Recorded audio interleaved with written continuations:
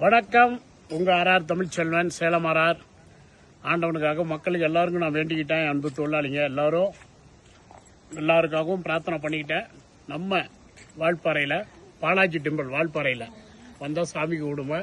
இந்த இயற்கை எழில் மிகுந்த ரியல் எஸ்டேட்டுக்குள்ள பகவான் அமைஞ்சிருக்காரு. அனைவருக்காகவும் வேண்டிக்கிட்டேன். வாழ்த்துக்கள். நன்றி கடவுளுக்கு. வணக்கம்.